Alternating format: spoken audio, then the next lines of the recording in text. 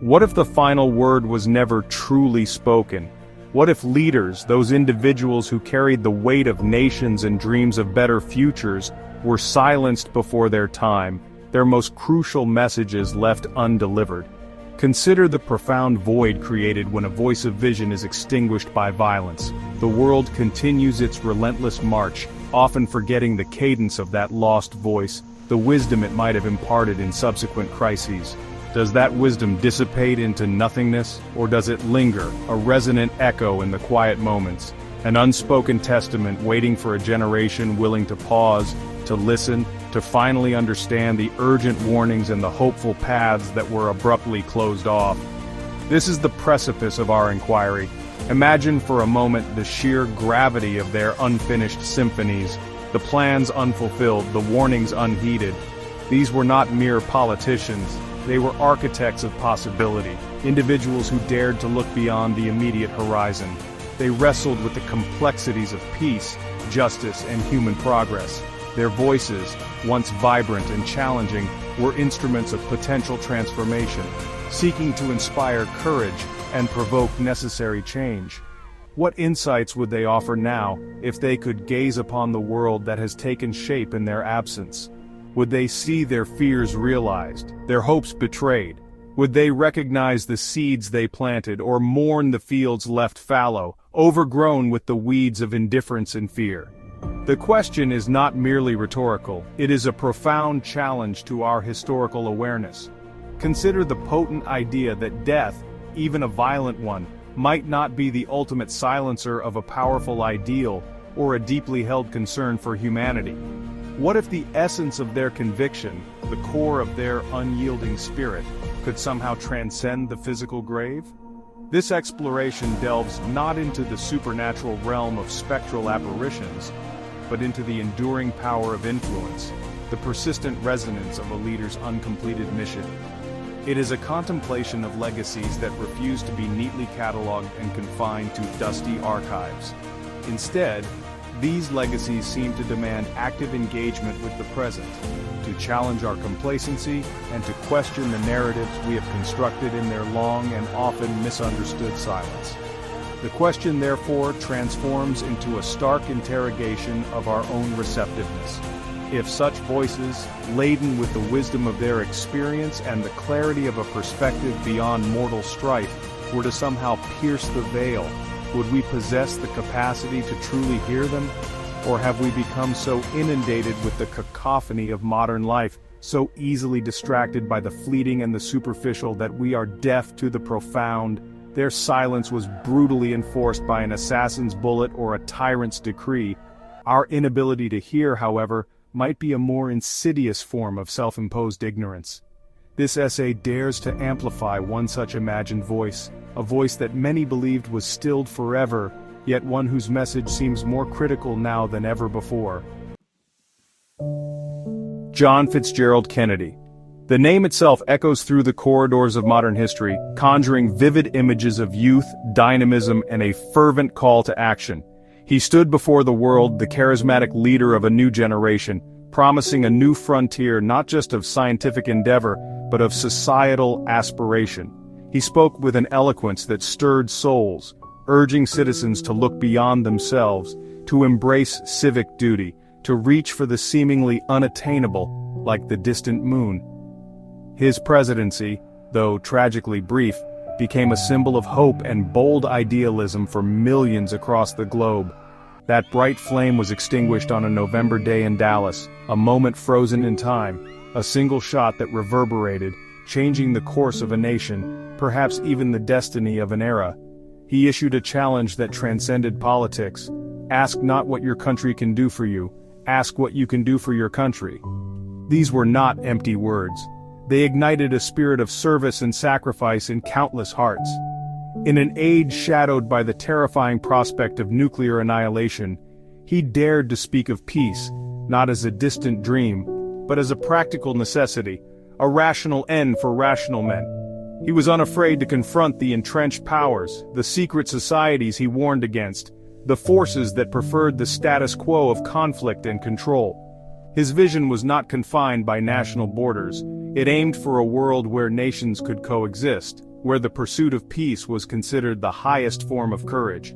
But what becomes of such a potent vision when its primary architect is so violently removed from the stage? The physical form perishes, the eloquent voice falls silent, but does the profound intent, the driving spirit behind the words and actions, simply evaporate into the annals of history? Or does it persist, an unquenched flame, an insistent whisper that refuses to be silenced by the passage of decades? This is the very heart of our contemplation. We propose to listen to a message not from the historical figure embalmed in photographs and recordings, but from an imagined continuation of his consciousness, an essence that has observed the long, winding aftermath of his interrupted journey and now seeks to speak. Let it be clear, we are not venturing into the realm of spiritualism, nor are we claiming to have received a literal communique from the afterlife. Our endeavor is, rather, an act of profound, imaginative empathy, a speculative what if. What if the core principles that animated John F. Kennedy, his deepest concerns for his nation and for humanity, were to coalesce into a voice that could speak to us today? A voice imbued with the sharp, unsparing clarity of hindsight, unencumbered by the political calculations and compromises that constrain earthly leaders. A voice that looks upon our current world, not with a gentle, rose-tinted nostalgia for a lost Camelot, but with an urgent, perhaps even accusatory concern for the path we have taken.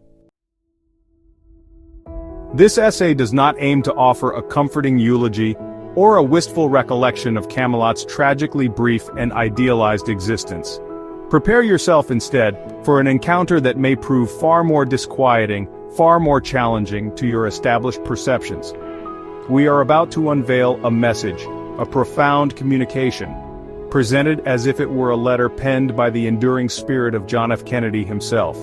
This is not a historical document rediscovered, but an imagined correspondence that endeavors to cut through the intervening decades, to bypass the platitudes of remembrance, and to speak with raw honesty directly to the core of our contemporary anxieties and societal failings. It is a voice from the ether, demanding to be heard. The tone of this imagined message will be unwavering, firm in its convictions. It will be calm, as befits a perspective beyond earthly turmoil, yet it will be heavy, laden with the profound weight of truths long suppressed or conveniently ignored. And yes, it will be accusatory. For how can one witness the systematic squandering of immense potential, the casual betrayal of solemnly sworn ideals, without a significant measure of righteous condemnation? The John F. Kennedy who speaks in these pages does not seek to offer solace or absolution. His purpose is far more urgent, to awaken, to jolt us from our collective comfortable lethargy, from the dangerous apathy that has allowed shadows to lengthen and reclaim the very spaces he once fought so hard to illuminate with reason and hope. He once inspired a nation with the promise of a new frontier, urging them to embrace challenges and strive for greatness. Now, from his unique vantage point beyond the veil of mortal concerns, he might point with sorrow to the many frontiers of human progress from which we have demonstrably retreated, the crucial battles for justice and enlightenment that we have quietly abandoned. He implored citizens to contribute to the common good, to serve a cause larger than themselves. What then must he observe as self-interest becomes the reigning ethos, as personal gain frequently trumps collective responsibility? This letter therefore serves as an unflinching mirror, reflecting not merely a revered historical figure, but ourselves, our contemporary society, our choices, and the often bitter harvest of consequences that have inevitably followed. Therefore, we invite you to approach the message that follows with an open mind, certainly, but also with a courageous willingness to be profoundly challenged, perhaps even unsettled. The words you are about to engage with are not crafted for passive consumption. They are designed to provoke critical thought, to compel honest self-assessment, and ultimately to inspire a different, more conscious form of action. This is not a call to political partisanship or superficial activism, but an appeal for a deeper internal revolution, a revolution of conscience, of renewed purpose.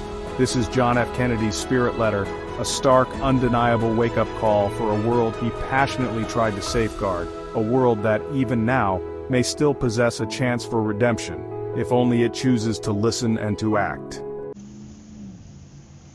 To those still walking the earth, to all who breathe its troubled air, I speak. I once stood before you, a man of flesh and blood like any other. Behind a podium, under the gaze of a hopeful nation, I spoke. I spoke of a new frontier, a journey not of miles, but of spirit. It was a call to courage, to innovation, to shared purpose. A challenge to look beyond the comfortable and the known. To aspire to something greater than individual gain. Something lasting. This was my fervent plea, my vision for what we could become together.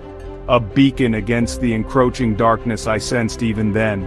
A path toward a future worthy of our highest ideals. I asked you to look inward, to find your contribution. Ask not what your country could do for you, I implored. Ask what you could do for your country. These words were meant to ignite a fire within each soul, a fire of responsibility, of active citizenship, of selfless dedication. It was not about blind obedience or unquestioning loyalty to a flag. It was about building a society where every individual mattered, where every voice could contribute to the symphony of progress, where the pursuit of the common good was the highest calling. This was the covenant I proposed, a pact between a people and their destiny. And how you responded then. The cheers echoed, or so it seemed. You applauded the sentiment, the boldness of the vision. Your hearts appeared to resonate with the call to service. For a fleeting moment, a powerful current of unity flowed. It felt as if a generation was truly ready to grasp the torch, ready to push back against the cynicism that always lurks, ready to build that new frontier, brick by painstaking brick. The energy was palpable. A vibrant wave of collective aspiration. I saw it in your eyes, heard it in your voices, a promise of a brighter dawn, a shared commitment. But then you forgot. So quickly you forgot. The echoes of applause faded into the silence of inaction. The stirring words became mere historical footnotes, devoid of their urgency. The grand vision was allowed to tarnish, to crumble at the edges. You allowed the mundane to eclipse the magnificent. The difficult path of progress was abandoned for easier roads. The spirit of shared sacrifice gave way to individual pursuits. The promise of that bright dawn dissolved into a long twilight slumber. The fire I sought to ignite dwindled to a flicker, and the dream, my most cherished dream, began to die. You allowed the intricate machine of power, unseen by many, to grind on. Its gears, once intended for the betterment of all, began to turn with a different purpose. You watched, perhaps uncomprehending, perhaps indifferent, as it did so. It began to turn dreams, bright aspirations for humanity, into formidable weapons, instruments of control, tools of division, engines of perpetual conflict. The very ideals we proclaimed were twisted, repurposed by hidden hands. The promise of peace was subverted to serve the architects of war. The hope for global understanding was sacrificed for narrow interests. You stood by as the light dimmed, as shadows lengthened. This was the slow, creeping corruption of the soul. You turned patriotism, that noble love of country, into a commodity, a banner to be waved for profit, a slogan to be sold. It became a shield for greed, a justification for exploitation.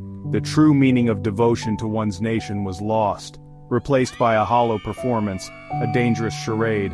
And silence, your collective silence, became the new currency of loyalty. To not question, to not challenge, to not dissent, this was deemed virtuous. Speaking truth to power became an act of treason in this new order. The quiet acceptance of injustice became the marker of a good citizen. This was how fear began its silent, insidious conquest. I tell you now, I was murdered not only by a bullet, a piece of lead. That projectile was merely the final, brutal instrument of a deeper malice. I was murdered by fear, a pervasive, chilling fear that gripped too many hearts. A fear that saw progress not as opportunity, but as a terrifying threat. It was this fear that loaded the rifle, that steadied the assassin's hand. It was this fear that celebrated, openly or in secret, my silencing. The bullet was swift, but the fear had been cultivated for years. It poisoned the discourse. It narrowed the pathways of thought. It created the climate in which such an act became possible, even inevitable. Understand this. My death was a symptom of a far greater sickness. It was the fear of change that pulled the trigger, the terror of disrupting comfortable illusions, of dismantling unjust structures. It was the fear of peace, genuine peace, that some found intolerable. For peace would mean the end of profits derived from conflict. Peace would mean a shift in the global calculus of power, and it was the fear of those who dared to question, who dared to look. Those who sought to pull back the curtain on the hidden levers, the levers behind the grand stage of public pronouncements, those who believe power is their birthright and deception their most trusted tool. This fear, this deep-seated cowardice, is what truly ended my earthly journey. In this world of light where I now exist, all artifice falls away. There is no campaign to wage, no media spin to navigate. There are no carefully guarded secrets, no hidden agendas to decipher. There is only truth. Raw, unvarnished, utterly inescapable truth. It is a clarity that pierces through all illusions, all self-deceit. Here, motives are transparent, consequences are fully understood. The complexities that once seemed so daunting are laid bare. There is no room for misinterpretation, no shelter for falsehood. Imagine such a realm, if you can, so different from your own, a place where the blinding light of reality reigns supreme, and truth, my brothers and sisters, is precisely what your world has learned to fear most. You recoil from its starkness, its uncomfortable, challenging gaze. You prefer the shadows, the curated narratives, the comforting myths. When confronted with realities that shatter your preconceptions, you lash out. You label inconvenient truths as conspiracy, a convenient dismissal, a way to avoid the difficult work of critical thought, of facing your own complicity. I call it by its true name, cowardice. The cowardice to confront the systems that enslave you, the cowardice to question those who profit from your ignorance. And what of the people? What of you, the inheritors of that forgotten promise? You have forgotten your collective voice, its immense transformative power. You have traded the pursuit of genuine freedom for fleeting comforts. You have accepted your chains polished and gilded, so long as they do not chafe too noticeably. So long as the distractions are plentiful, the illusions maintained. You have allowed apathy to become your default state, your quiet surrender. The inconvenience of struggle, the risk of dissent seemed too high a price. And so you settled for a managed existence, a muted reality. The fire of active citizenship has been dampened by a gentle rain of complacency. This slumber, however, is a dangerous state in a world demanding vigilance. I speak now, not from a cold grave, but from a place where spirit sees with piercing clarity. From this vantage, the patterns are unmistakable, the trajectories alarmingly clear. The hour is desperately late. The earth itself bleeds from your neglect, your endless conflicts. Its delicate balance is threatened by greed and short-sighted exploitation. And in private rooms, far from your scrutiny, the architects of control share a quiet laugh. They watch as you argue online, divided by manufactured outrage, distracted by trivialities while the foundations of your liberty erode. They thrive on your discord, on your inability to unite for a common purpose. Their power grows in the shadows of your disengagement. This is the stark reality, unsoftened by hope, yet not entirely devoid of it. Yours in eternal service, John F. Kennedy. He warned us, you see. His words, spoken with the gravity of his office, were not mere political rhetoric, crafted for fleeting applause. They were echoes from the precipice of a dangerous future he perceived with alarming clarity. He spoke, often in carefully chosen phrases, of forces operating in the shadows, entities that moved beyond the easy scrutiny of public view. These were not the phantoms of an overactive imagination, they were tangible threats to the very fabric of the republic he had sworn a solemn oath to protect. The spirit letter you have encountered only amplifies these chilling premonitions, bringing them into a sharper, more uncomfortable focus for our contemporary eyes. His profound concern was for the integrity of governance itself, for he saw the nascent cracks appearing in the foundation of democratic ideals.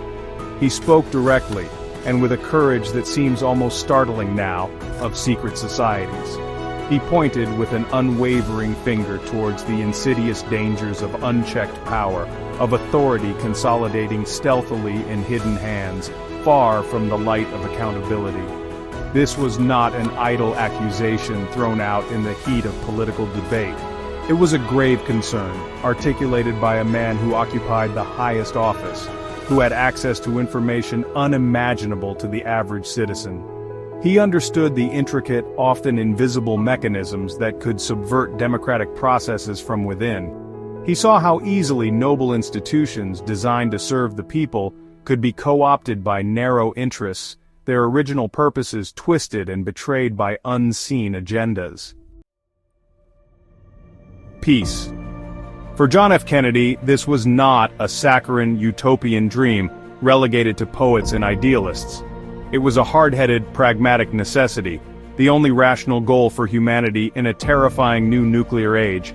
He understood with chilling clarity the catastrophic alternative, the finality of a world engulfed in atomic fire. Yet this very pursuit of genuine, lasting peace became paradoxically a profoundly dangerous ambition. It set him on a collision course against powerful, entrenched currents of thought and interest. It challenged the very architecture of a post-war world that had been meticulously built upon the bedrock of perpetual confrontation, of ideological struggle, of fear. He dared to imagine a different path, a harder, less traveled path, leading away from the abyss. His commencement address at American University in June of 1963 stands as an enduring testament to this audacious vision. It was a courageous call for a strategy of peace, for mutual tolerance between adversaries, for a re-examination of Cold War attitudes. He boldly sought to de-escalate the Cold War's terrifying momentum, which threatened to spiral out of control at any moment. He initiated quiet back channels, explored unconventional avenues for understanding with the Soviet Union, understanding that survival itself depended on breaking the ingrained cycle of animosity and suspicion. He possessed a deep-seated belief in the power of reasoned dialogue over the blunt instrument of destruction. He reached with all his political will for a future where nuclear bombs did not dictate the destiny of mankind. He warned. He spoke with the unmistakable clarity and deep conviction of a leader who had peered into the abyss and recoiled from its implications.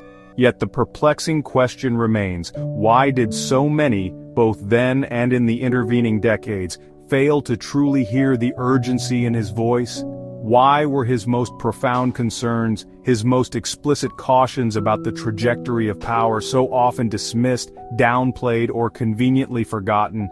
Was it the seductive comfort of the post-war economic boom, lulling society into a state of uncritical contentment? Was it a collective, perhaps subconscious, unwillingness to confront uncomfortable truths that threatened cherished illusions? Or more cynically, was it a more deliberate, calculated obfuscation orchestrated by those very forces who feared the impact of his awakening agenda? The silence that too often met his most serious warnings was not merely accidental. It felt cultivated, a symptom of a deeper societal malaise. The mechanisms of this widespread dismissal were varied and insidiously effective. Media outlets, sometimes complicit in protecting established narratives, sometimes merely succumbing to the allure of superficiality, often failed to amplify the core substance of his concerns about hidden power structures. Political opponents, driven by partisan imperatives, were quick to paint his calls for caution as weakness, his visionary appeals for peace as naive appeasement. The sheer complexity of the covert forces and systemic issues he described was, for many ordinary citizens, simply too much to grasp, too disturbing to contemplate fully.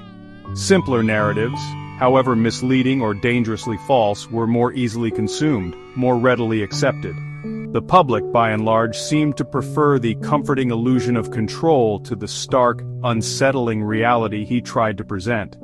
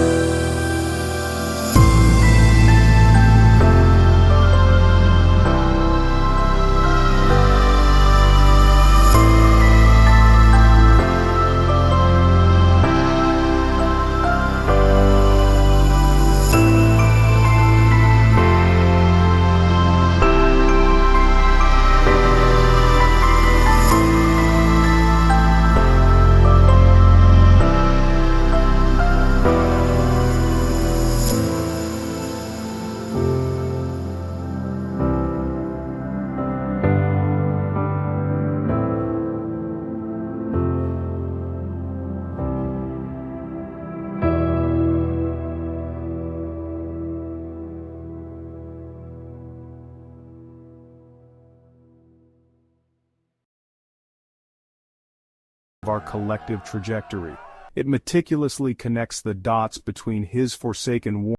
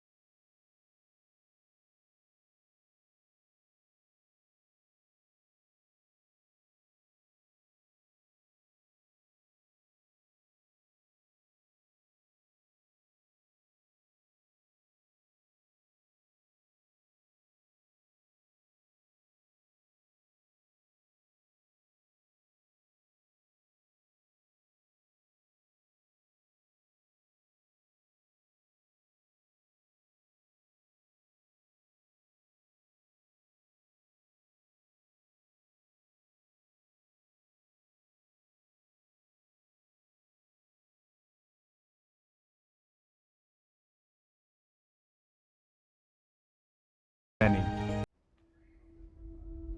The imagined Kennedy voice lamented a world where truth is filtered through algorithms.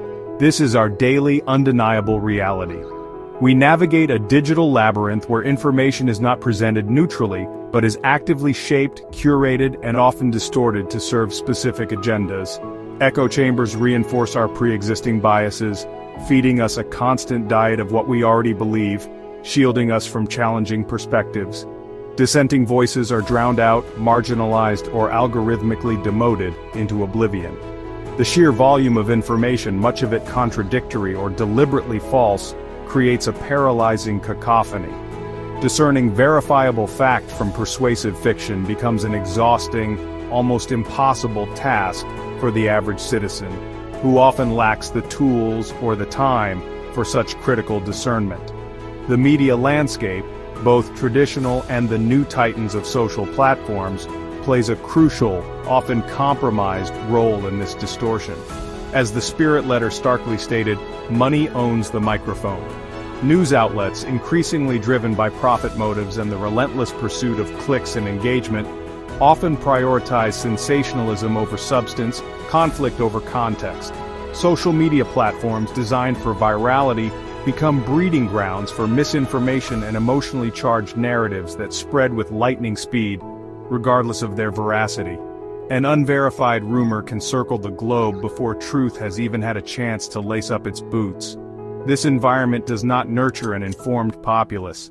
It cultivates confusion, cynicism, and a dangerous susceptibility to manipulation by those who understand how to weaponize these new channels of communication. The inevitable, deeply corrosive consequence of this digital babble is the erosion of a shared reality, a common ground of accepted facts upon which rational discourse and societal cohesion depend. When truth becomes merely a choice, as the reflection in Act 2 suggested, then objective reality itself fragments into 1,000 subjective shards. Meaningful dialogue becomes impossible when there is no agreement on basic premises. Trust in institutions, in experts, even in one another, plummets. This breakdown of epistemic certainty creates a fertile environment for cynicism to flourish, for nihilism to take root. If nothing can be truly known, if all narratives are equally suspect, then why bother engaging at all? This is a profound civic and intellectual crisis. This pervasive distortion of truth, this relentless assault on our ability to perceive reality clearly, serves the interests of those who thrive in shadows, those whom Kennedy warned against. When the populace is confused, divided, and disoriented, it is far less capable of holding power accountable. When genuine grievances are lost in a sea of manufactured outrage, focused action becomes nearly impossible.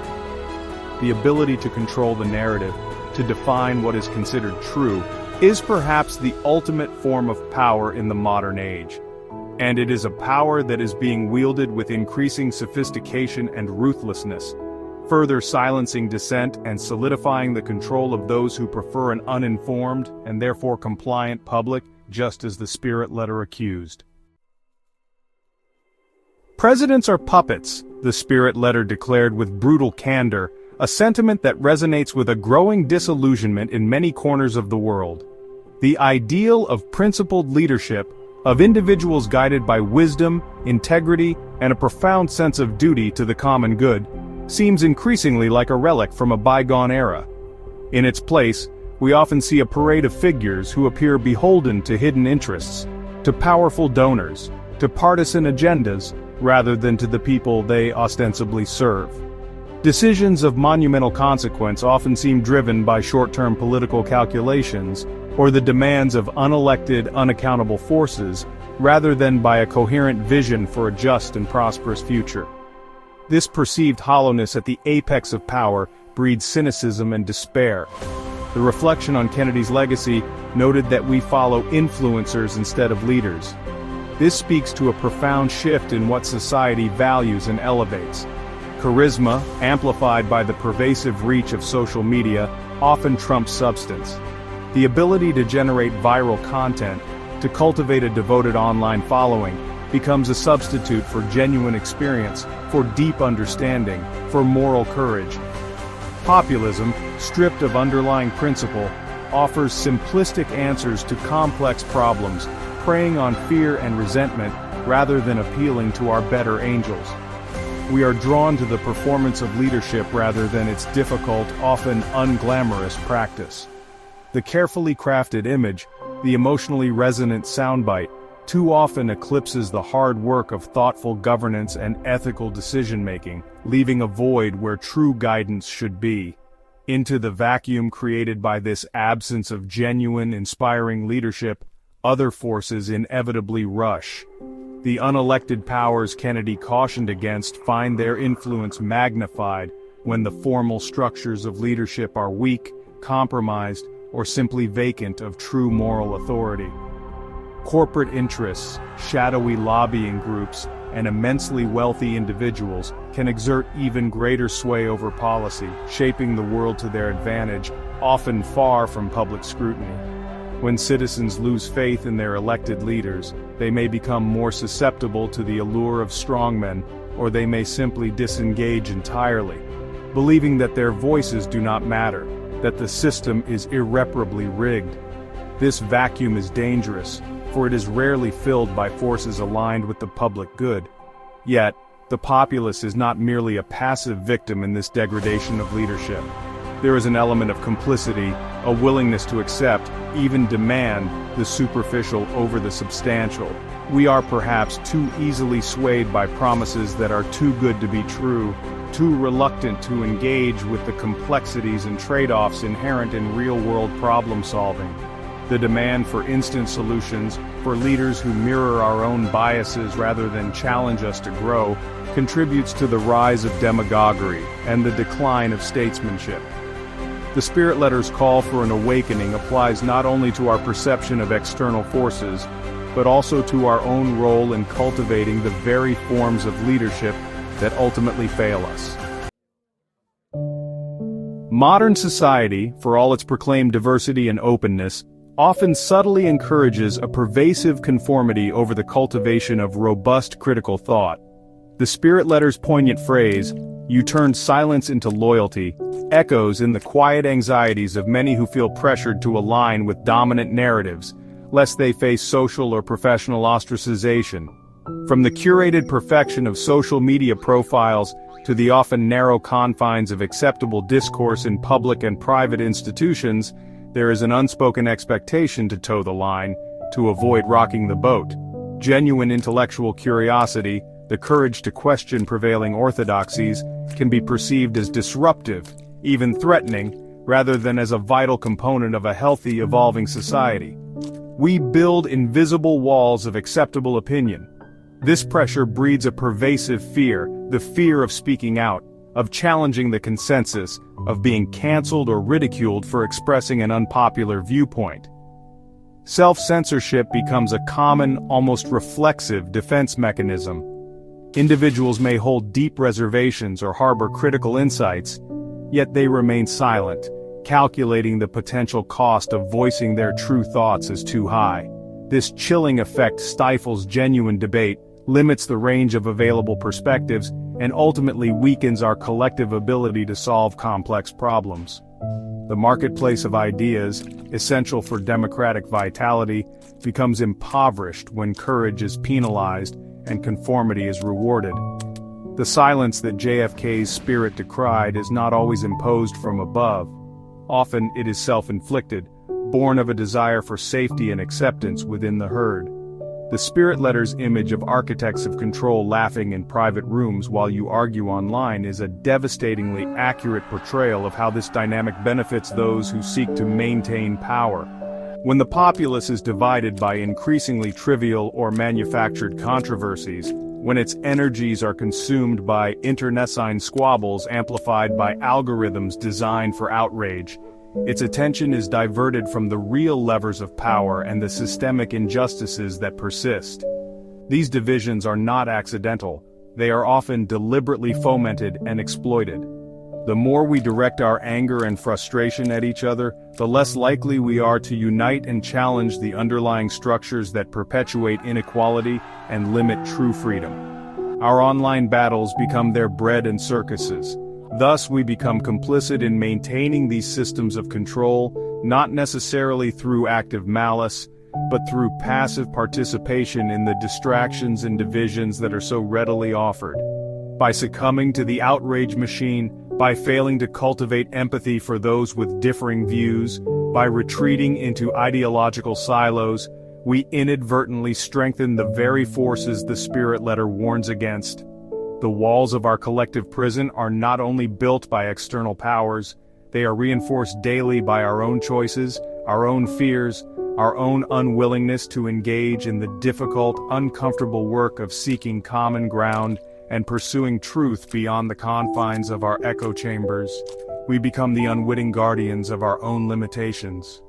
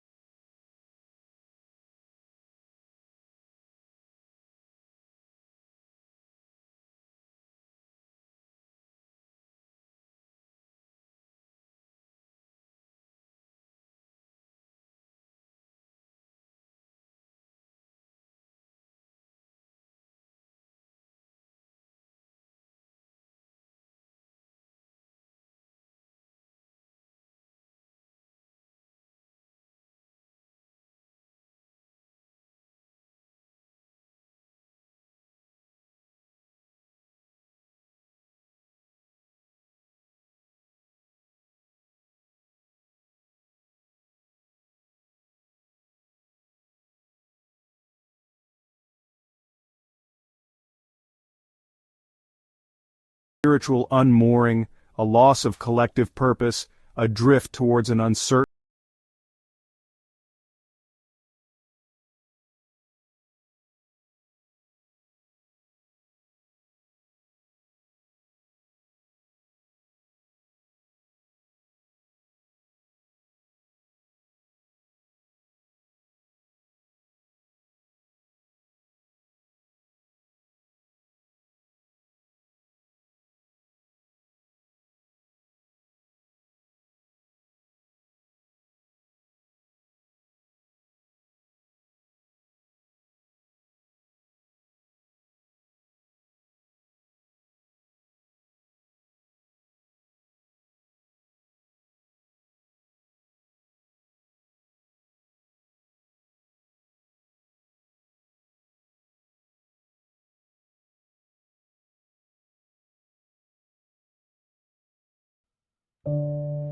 The stark pronouncement resonates with an undeniable, almost unsettling clarity. Change will not descend from the lofty heights of established power. It never has, not in any truly meaningful or lasting sense. We have been conditioned, perhaps for centuries, to look upwards, to await the arrival of a charismatic leader, a benevolent authority, or some grand, sweeping political movement that will miraculously solve our deeply entrenched problems. This passive anticipation, this yearning for an external savior, is a dangerous opiate.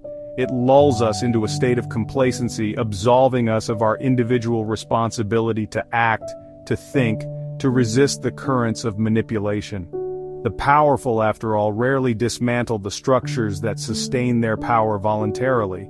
This ingrained savior mentality is in itself a formidable chain. It subtly disempowers each individual, convincing them that their personal contribution is insignificant, that their voice is too quiet to be heard above the din of orchestrated narratives. It fosters a culture of dependence, where citizens become mere spectators in the drama of their own destiny, rather than active participants.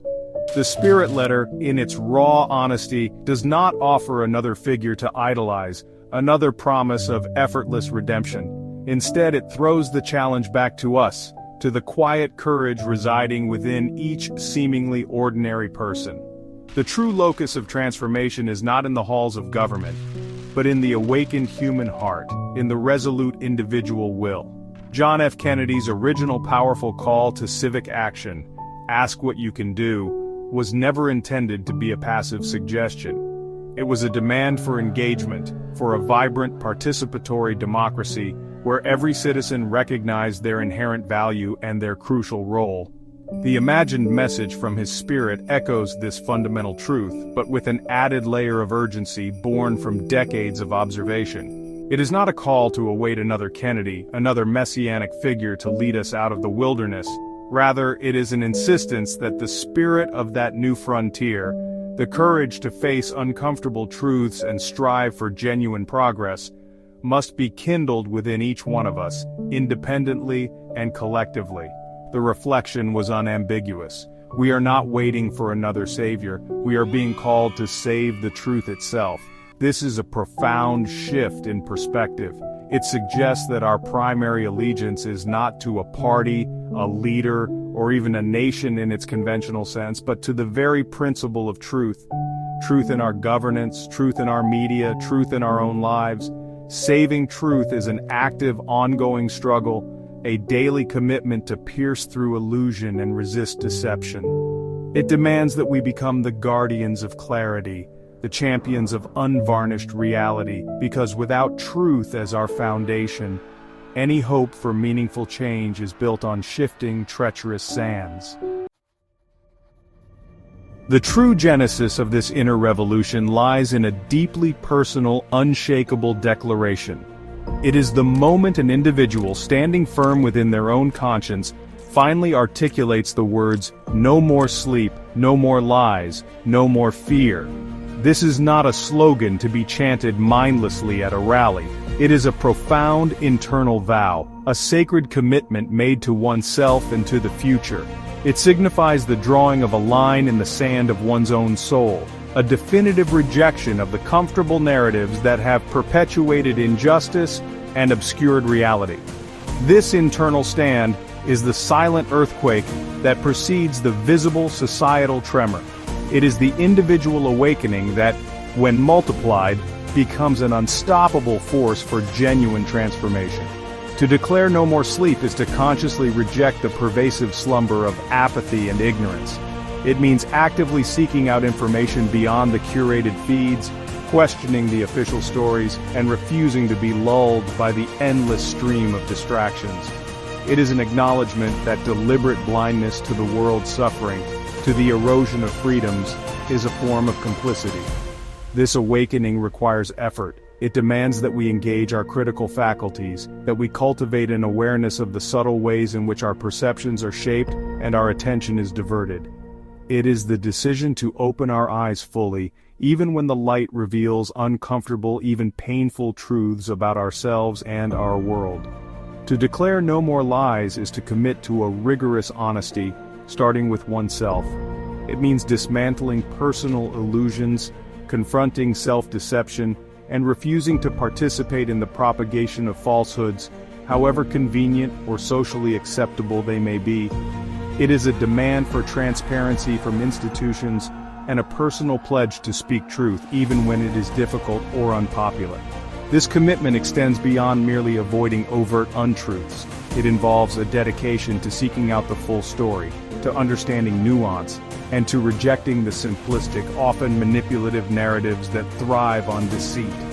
It is the active cultivation of a personal integrity that becomes a beacon in a world saturated with disinformation and cynical spin. To declare no more fear is perhaps the most courageous act of all. Fear is the ultimate tool of control, the invisible prison that confines human potential. This declaration means confronting the fear of reprisal for speaking out, the fear of economic insecurity for challenging corrupt systems, the fear of social isolation for diverging from the norm. It means understanding, as the Spirit letter so starkly implied, that fear was an accomplice in silencing truth and progress in the past, and it continues to be a primary weapon against awakening today. Overcoming this fear does not mean its complete absence, but rather the courage to act despite it, to choose principle over self-preservation when the moment demands it. This is the liberation that fuels the inner revolution. The true revolution is spiritual, not religious, not partisan, spiritual. This distinction is absolutely crucial. This is not a call to embrace a specific religious doctrine, nor is it an endorsement of any particular political party or ideology. Such affiliations too often become new forms of division, new cages that limit thought and foster tribalism. The spiritual revolution envisioned here transcends these narrow categories. It speaks to a profound transformation at the very core of our being, a fundamental shift in consciousness, values, and our understanding of interconnectedness with all life. This is the unseen battlefield, where the most important victories must first be won. So, what does spiritual signify in this urgent context? It points to an awakening of the human spirit, a reconnection with those timeless principles that have guided humanity at its best: compassion, integrity, justice, courage, and an unyielding reverence for truth. It is about recognizing the inherent dignity in every individual and the sacredness of the earth we all share. This spiritual awakening involves looking beyond purely material concerns, beyond the ego's relentless demands, to embrace a broader, more inclusive perspective. It is the cultivation of an inner landscape rich with empathy and a deep sense of purpose that extends far beyond personal gain or fleeting gratification. This is the fertile ground from which lasting change can finally grow. The profound necessity of this inner spiritual awakening is underscored by a stark reality, because only awakened hearts will have the courage to change what power defends. Entrenched power, by its very nature, resists transformation. It builds formidable defenses, economic, political, ideological, to protect its interests.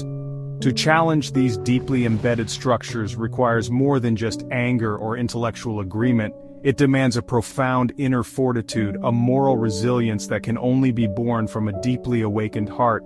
It is this inner light, this spiritual conviction, that fuels the unwavering persistence needed to confront seemingly insurmountable obstacles and to endure the inevitable pushback from those invested in the status quo. This spiritual revolution, therefore, offers a pathway to genuine unity, a unity that transcends the superficial and often manufactured, manipulated divides of race, creed, or political persuasion. When individuals connect at the level of shared spiritual values, the universal yearning for truth, freedom, and a just world, the artificial barriers that keep them controlled begin to crumble. This is not a naive dream of universal agreement on every issue. Rather, it is the recognition of a common humanity, a shared destiny, that can empower collective action rooted in profound respect and a clear-sighted understanding of what truly matters. This is the potent, unifying force that the architects of control fear most profoundly. The poignant words of John F. Kennedy's imagined spirit letter provided a crucial redefinition of genuine power. You still have power, not in your vote, but in your vision, not in your flag, but in your faith, not in your anger, but in your courage to seek light. This is not a dismissal of civic duties like voting, nor a rejection of national identity. Rather, it is a profound call to look deeper, to understand that true transformative power emanates from far more fundamental internal sources. It challenges us to reassess where we place our emphasis, what we cultivate within ourselves as the wellspring of our capacity to effect meaningful change in a world crying out for it. This is the arsenal of the inner revolutionary. Power rooted in vision is the inextinguishable human capacity to imagine a reality better than the one currently experienced.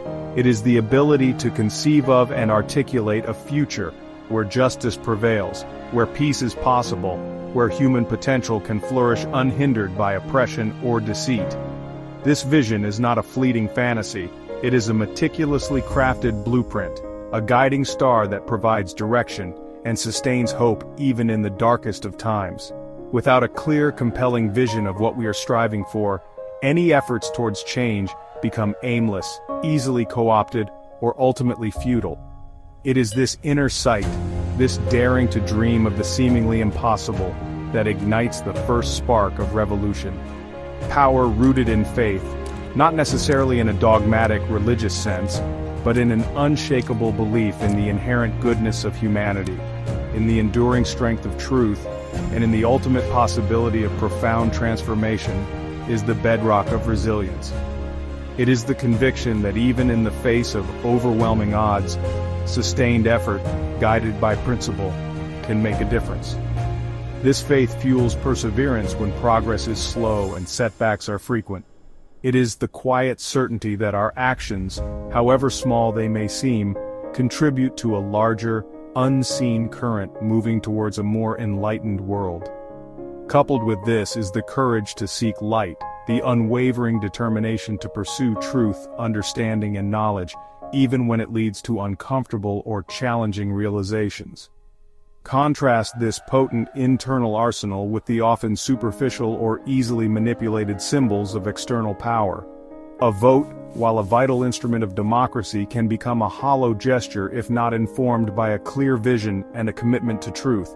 A flag, while a symbol of unity, can be tragically misused to justify oppression or to stoke division, if not grounded in a genuine faith in the highest ideals it purports to represent. Anger, though a natural response to injustice, can become a destructive, unfocused force if not tempered by the courage to seek light and channeled by a constructive vision. The call, therefore, is to cultivate these deeper, more enduring sources of power within ourselves, for they are the only weapons truly capable of dismantling the fortresses of deception and fear.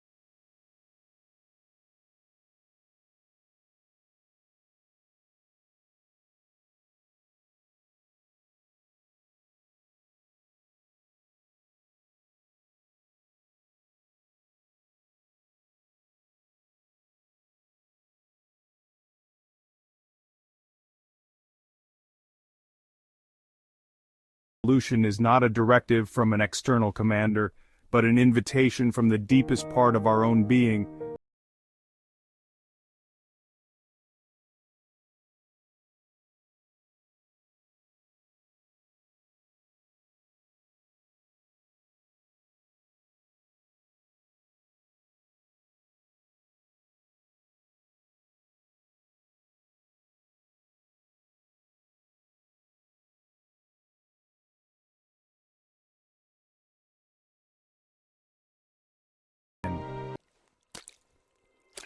If this imagined message, this echo from a silenced past, has stirred something deep within your being, then a critical juncture has been reached.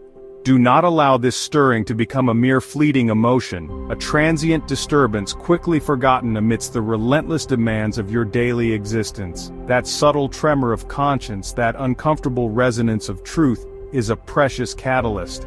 Hold it close, nurture it, let it permeate your thoughts and challenge your settled perspectives. This discomfort is the first sign of awakening, the initial breaking of the spell of complacency. It is a call from within, demanding not passive acknowledgement but profound, sustained attention. This is where the true work begins. The Spirit letter urged you not to waste this internal movement. Therefore, share it. Share not just these words, but the burning spirit of inquiry they seek to ignite. Speak these uncomfortable truths in your own circles, with your own voice. Break the pervasive silence that allows falsehoods to fester and control to solidify. Each conversation, each shared insight, becomes a ripple, extending outwards, potentially awakening another, and then another. This is how the insidious architecture of acquiescence begins to crumble, not through grand pronouncements from on high, but through the courageous, persistent, interconnected voices of individuals who refuse to remain complicit in the darkness. Your voice, added to others, becomes a chorus. Beyond sharing, you must live it. Embody the very ideals that this spectral message champions. Become the living proof that not all was lost when John F. Kennedy fell, that the truth he sought to uphold did not die with him. Let your actions be guided by that unwavering vision of a better world, sustained by a resilient faith in humanity's potential for good.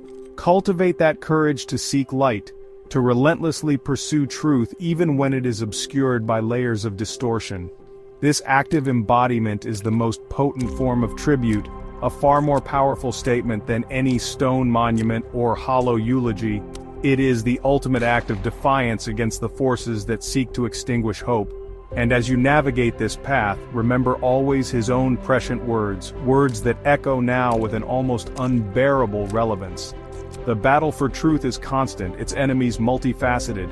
He warned you, and his Spirit warns you still, that the great enemy of truth is often not the lie, deliberate, contrived, and dishonest, but the myth, persistent, persuasive, and unrealistic. Let this profound insight be your compass. Challenge the comforting myths. Question the persuasive illusions. Seek always the deliberate, though often difficult, path of authentic, unvarnished reality. For in that ceaseless pursuit, and only there, lies the hope for redemption.